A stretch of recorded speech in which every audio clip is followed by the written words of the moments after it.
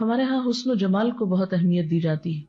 حسن اپنی جگہ ایک اہمیت ضرور رکھتا ہے، لیکن وہ کبھی بھی دین اور اخلاق اور کردار کے برابر نہیں ہو سکتا۔ اس لیے بہت سی ایسی لڑکیاں صرف اس لیے شادی سے محروم رہ جاتی ہیں کہ ان کے پاس معاشرے کا مطلوبہ معیار حسن نہیں۔ جو چیز انسان کو دنیا میں فائدہ دیتی ہے وہ اس کی سیرت و اخلاق ہے، اور جو چیز اس کو آخرت میں فائدہ دے گی اور پھر ایک خاندان کی تعمیر اور ترقی میں، وہ اس کا اخلاق اور کردار ہے۔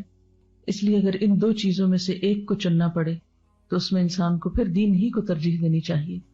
جس طرح باقی چیزیں فنا ہونے والی ہیں، جیسے مال آنی جانی چیز ہے، اسی طرح انسان کا حسن بھی آنی جانی چیز ہے۔ سوال یہ پیدا ہوتا ہے کہ رشتے کی تلاش میں طریقہ کار کیا اختیار کیا جائے؟ کیا وہ جو ہمارے معاشرے میں عام طور پر ہوتا ہے کہ رشتے کی تلاش میں مختلف جگہ پر لڑکیاں دیکھی جاتی ہیں اور پھر ان کی خامیاں اور نقائص اور ناپسندیدہ چیزیں جگہ جگہ بیان کی جاتی ہیں؟ قرآن پاک میں اس چیز کی سختی سے مذمت کی گئی ہے۔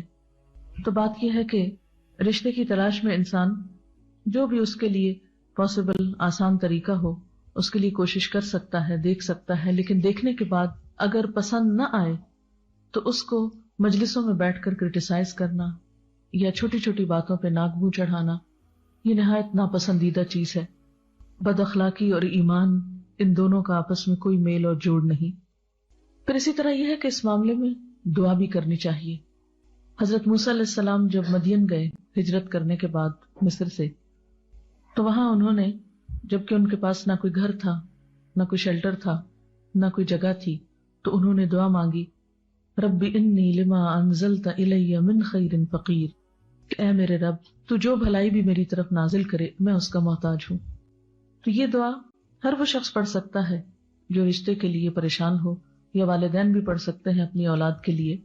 اور پھر قرآن پاک ہی کی تعلیم کی روح سے ہم دیکھتے ہیں کہ ودن 24 hours ان کو اللہ تعالیٰ نے گھر بھی دیا، کھانا بھی دیا اور نکاح کا بھی انتظام کیا۔ پھر اسی طرح یہ دعا کرنا، ربنا ہب لنا من ازواجنا وذریاتنا قرۃ اعین وجعلنا للمتقین اماما، یہ بھی مفید ہو سکتی ہے۔